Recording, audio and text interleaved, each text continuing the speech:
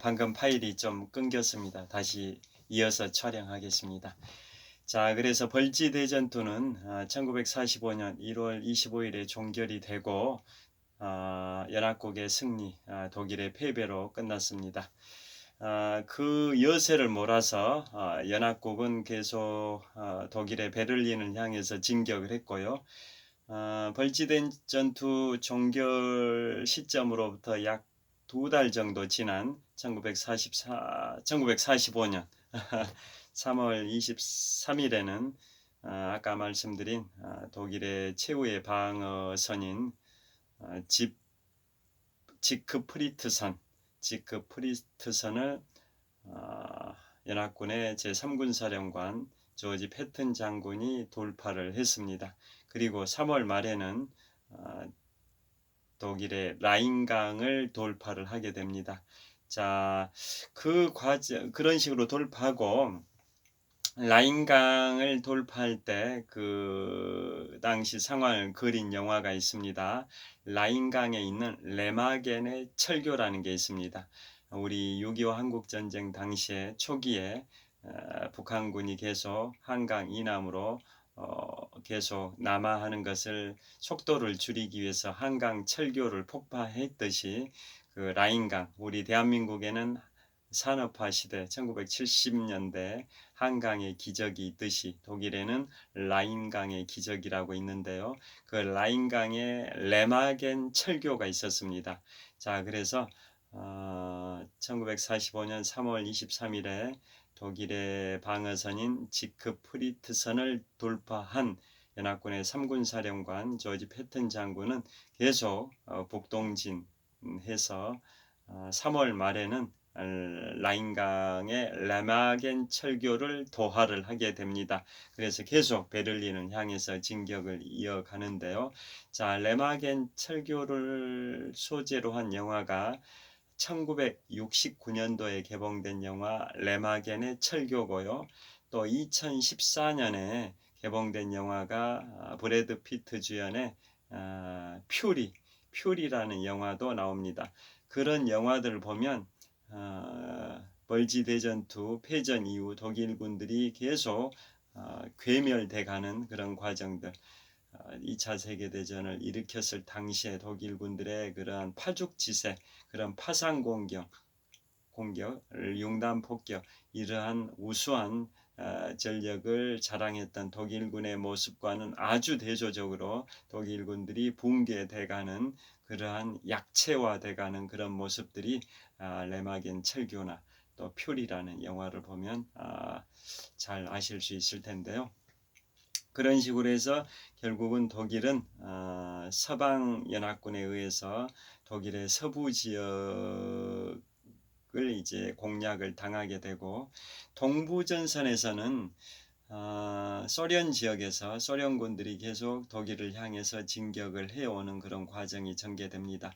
자, 그래서 전체적으로 봤을 때 아르덴 대공세, 벌지 대전투 약 6주 정도 전개된 41일간의 전투 결과 서방연합군의 베를린 입성은 약 6주가 늦춰졌습니다. 아르덴 대공세, 벌지 대전투가 없었다면 서방연합국인 미국, 영국, 프랑스 등이 독일의 수도 베를린을 향해서 6주 정도를 더 빨리 독일 베를린에 입성할 수 있었을 텐데 아르덴 대공세가 일어난 41일간의 즉 60일간의 6주간의 그 기간으로 인해 가지고 서방연합군의 독일 베를린 입성이 6주 정도 늦춰졌습니다. 그러나 독일 입장에서는 서방연합군의 독일 베를린 입성을 6주를 늦추긴 했지만은 독일의 패전을 6개월 앞당기는 그러한 소탐 대실의 결과가 초래됐습니다. 왜 그렇게 평가를 하냐면 아르덴 대공세를 위해서 독일의 전력을 서방 연합국을 상대로 한 대반격에 많은 전력을 투입하다 보니까 독일 본토에 있던 AB 전력도 동원을 하고 또 독일의 동부전선인 소련군을 상대로 싸우고 있었던 정예 부대의 일부도 동원을 해가지고 독일의 거의 대부분의 대부분 아니지만 상당 부분의 전력을 그 아르덴 대공세에 투입을 하는 바람에 결과적으로 성공을 했다면은 즉 최후의 전략 목표였던 벨기에의 서방연합군의 최전선 최전방 보급 항구였던 안트베르펜을 점령을 했다면 아르덴 대공세가 그래도 전략 목표를 했겠지만 그 목표를 달성하지 못하고 끝나버리는 바람에 서방연합군의 독일 베를린 입성을 6주를 늦추긴 했으나 많은 전력이 그쪽에 사실상 거의 올인하다 보니까 독일의 멸망을 6개월 정도 당겨버렸습니다. 특히나 아르덴 대공세 쪽에 독일군의 병력이 상당 부분 투입되다 보니까 독일의 동쪽 지역인 동부전선에서 소련군은 수백만 명이 몰려오는 그런 상황이었었는데요. 그래서 소련군들이 독일이 아르덴 대공세 즉 서부전선에 집중하는 상황에서 동부전선인 소련 쪽에서는 소련군이 계속 독일의 수도인 베를린을 향해서 진격을 하게 됩니다. 그래서 그 동부전선에서 소련군 전력이 독일을 향해서 베를린을 향해서 진격하는 바람에 결국은 독일의 패망이 6개월 정도 당겨졌다라고 평가를 하고 있습니다. 자, 특히 소련군은 결국은 1945년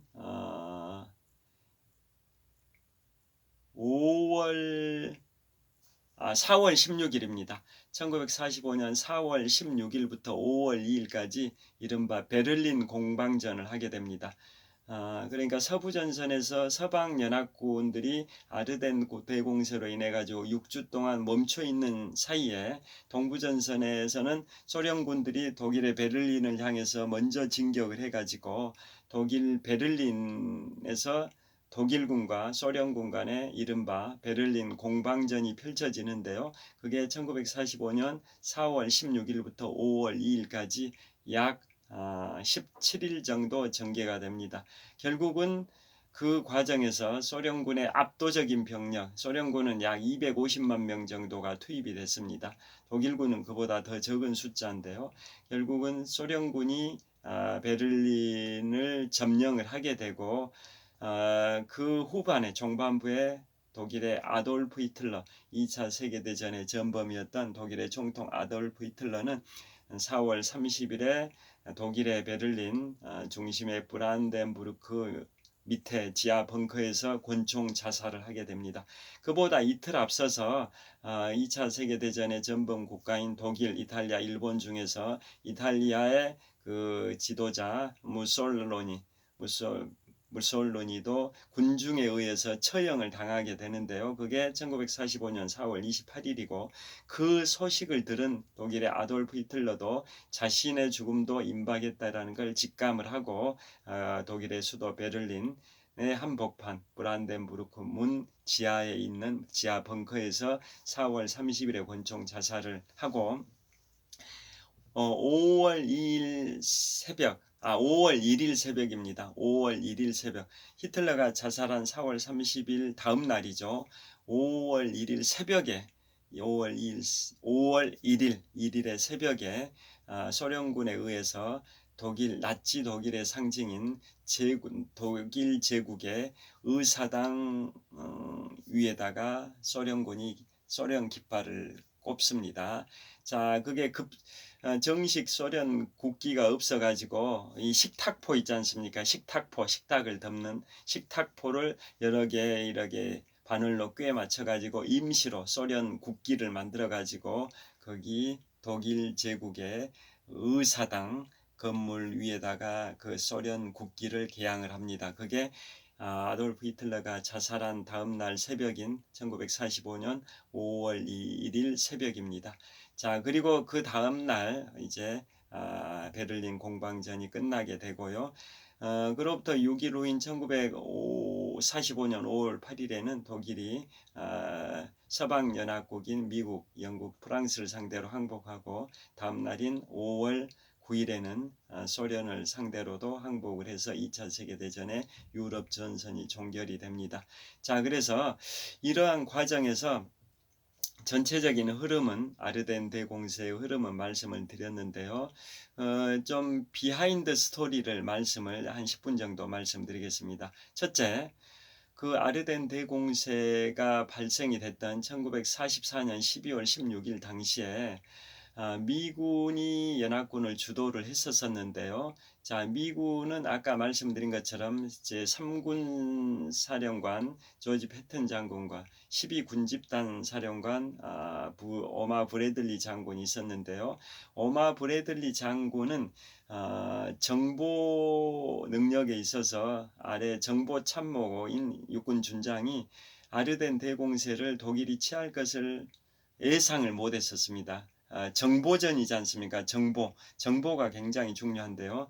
오마 브래들리 12군집단 사령관의 정보 참모였던 육군 준장은 그 아르덴 대공세를 독일이 취할 것을 예측을 못해가지고 해임을 당했고, 반면에 조지 패튼 3군 사령관의 정보 참모는 정확하게 아르덴 대공세를 예측을 했었습니다. 그런 식으로 3군 사령관 조지 패튼과 12군집단 사령관 오마 브래들리 장군 휘하의 정보 참모들의 그 능력의 차이가 있었고요. 그 다음에 소련은 독일이 서부 전선에서 아르덴 대공세를 취할 것을 예측을 했었습니다. 그렇지만 소련은 알려주질 않았습니다. 왜 소련을 그걸 알았냐면 소련의 스파이 집단이 독일에 침투해 있었는데요. 그 스파이 집단의 명칭이 붉은 오케스트라입니다. 붉은 오케스트라. 소련군의 정보 간첩들, 스파이들이 독일에 침투해 있었는데 그 명칭이 붉은 오케스트라인데요. 그 붉은 오케스트라를 통해서 소련은 독일이 서부전선에서 대반격을 취할 것이다. 아르덴 대공세를 취할 것이라는 걸 소련의 정치 지도자, 최고 지도자 요시프 스탈린은 이미 스파이를 통해서 입수를 하고 있었는데 서부전선의 서방연합국에게 알려주지 않은 이유는 만약에 알려주게 되면 아르덴 대공세를 서방연합국이 미리 대비해 가지고 속전속결로 독일군의 반격을 퇴각을 하게 될 거고, 그러면 서방연합국이 독일의 베를린을 소련보다 먼저 점령을 할 수가 있겠다라는 생각이 들었기 때문에 그걸 막기 위해서 소련은 서방연합국에게 아르덴 대공세에 관한 독일군의 그 사전 준비 태세를 알려주지 않았었습니다. 그래서 결과적으로 아르덴 대공세를 당한 서방연합국은 그 아르덴이라는 지역에서 육주가 묶여 있다 보니까 독일 베를린 입성이 소련보다는 늦어져 가지고 결국은 소련이 독일 베를린을 먼저 점령을 했기 때문에 베를린이라는 그 지역을 4개 지역으로 나눠 가지고 동베를린은 소련이 점령하고 서베를린은 서방연합국 3군데 미국, 영국, 프랑스가 3분의 1씩 다시 분할을 해가지고 결국은 베를린의 주도권은 소련이 지게 됐다라는 거 다 잘 아실 겁니다. 자, 그 다음에 또 재밌는 얘기가 비하인드 스토리가 있는데요. 그것은 독일이 초반에 아르덴 대공세 41일 기간 중에 초기 7일 정도는 날씨가 안 좋아가지고 연합국의 공군 전투력이 제대로 활동을 못하니까 독일이 우세했었다고 말씀드렸는데요. 그런데 그때 우세하다 보니까 독일이 미군들을 엄청나게 포로로 잡아들였습니다. 그래서 포로들을 이렇게 끌고 가는 과정에서 미군 포로가 워낙 많다 보니까 그 교통 정리를 독일의 서부전선 비집단군 사령관이었던 발터 모델 원수가 교통 정리를 할 정도로 포로들 이렇게 끌려가는 그런 과정에 독일군 병력이 투입되다 보니까 최고 지휘관이었던 비집단군 사령관 발터 모델 원수가 포로들을 어떤 식으로 이렇게 데리고 가라라고 교통경찰이 교통정리 하듯이 수신호 하듯이 최고 원수인 발터 모델 원수가 그런 교통정리를 할 정도로 수많은 포로들이 독일 일군에 의해서 체포돼서 압송이 됐었습니다. 그것을 바라본 독일군은 우리가 아르덴 대공세에서 승리를 하겠다라는 그러한 예감을 받았었는데요. 결론적으로는 예상과는 달리 독일이 패배를 했었습니다. 그 다음에 초기 일주일이 지난 12월 23일부터는 날씨가 좋아져 가지고 이제 연합국이 우수한 공군 전투력을 통해 가지고 독일 지상군을 상대로 폭격을 하면서 다시 연합국이 반격을 해 가는데요. 그 과정에서 군데 초기 일주일 동안 독일군의 우세에 의해서 여러 군데에 고립이 됐었던 연합군의 공군에 의해서 보급 물자가 투하가 됩니다. 보급 물자가 투하되는데 그것은 정확하게 연합군의 고립 지역에 투하된 게 아니라 독일군 지역에도 투하되는 바람에 그것을 독일군들은 이른바 루스벨트 보급이라고 비아냥거렸었습니다. 왜냐? 연합군을 주도했던 국가가 미군이고 미국의 그 당시 대통령이 32대 대통령 프랭클린 루스벨트 대통령이다 보니까 루스벨트가 보급해준 물자가 고립되어 있는 연합군한테 보급된 게 아니라 배달 사고가 나가지고 독일군 지역에 투하가 되는 경우도 상당량이 있어가지고 독일군들이 결국 그 혜택을 봤다. 그래서 그것을 우스갯소리로 독일군들은 칭하기를 루스벨트 보급이라고 칭했었습니다.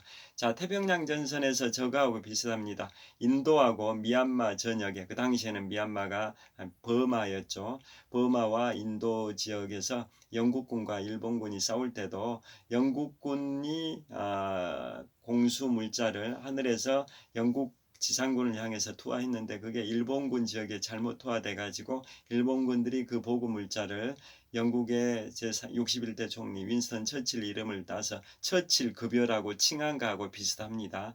여하튼 그런 식으로 아르덴 대공세 일주일이 지나서는 연합군들이 재반격을 했었습니다. 그런데 보급 물자가 잘못 투하돼서 루스벨트 보급이라는 말이 생겼었고 그때 보급 물자가 독일군 지역에 잘못 투하돼 가지고 어떤 물자들이 투하됐냐면 코카콜라, 그 다음에 스트라이크 담배, 그 다음에 M1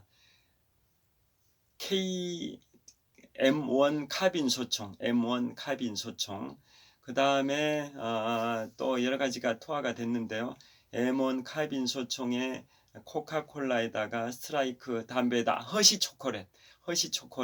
제가 최근에